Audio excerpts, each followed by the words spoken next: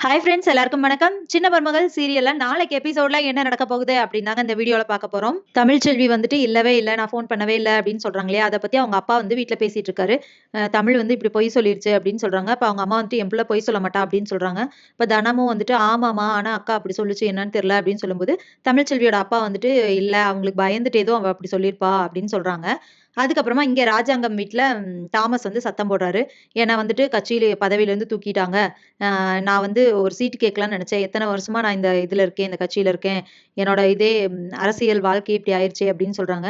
ஒண்ணும் பிரச்சனை இல்ல இருங்க அப்படின்னு சொல்லிட்டு ராஜாங்கம் வந்து அவங்களோட கட்சிக்கு ஃபோன் பண்ணி எல்லாம் பேசிட்டு, அவர அவங்களோட கட்சியில சேர்த்துக்கிறதுக்காக பிளான் பண்ணிறாரு. அதுக்கப்புறமா பொன்னாடைலாம் போத்தி பிரஸ்லலாம் நியூஸ் சொல்லிருங்க. என்னோட கட்சியில சேர்த்துக்கிறேன் அப்படின்னு சொல்லிட்டு சொல்லிர்றாங்க. இத கேட்டுட்டு தாமஸ் வந்து ரொம்ப சந்தோஷம், ரொம்ப நன்றி அப்படின்லாம் சொல்லிட்டு கிளம்பிர்றாரு. அதுக்கப்புறமா வந்துட்டு வீட்ல ஜெனிஃபரும் அவங்க ஹஸ்பண்டும் உள்ள உட்காந்து பேசிட்டு இருக்காங்க. அப்ப தாமஸ் சொல்றாரு, "இந்த ரூம்குள்ள ஒருத்தன் இருப்பான். அவன மடக்கி புடிங்க. அப்ப வந்துட்டு நான் ராஜாங்கம் கிட்ட பேசுற மாரி ஃபோன்ல பேசுவேன்" அப்படின்னு சொல்றாரு.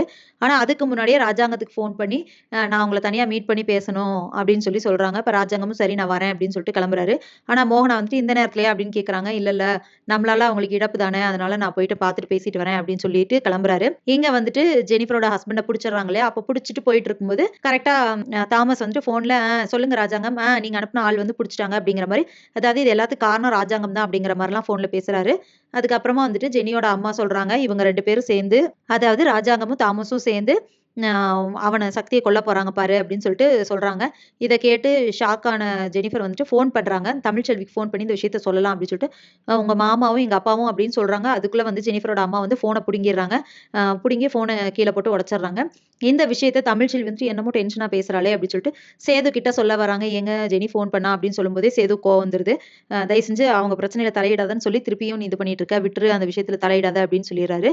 அதுக்கப்புறமா வந்துட்டு ராஜாங்கம் தாமஸ பார்க்க போனார் இல்லையா? அங்க போன இடத்துல அவர்கிட்ட பேசுற மாரி தனியா கூப்பிட்டு பேசிட்டு இருக்காங்க.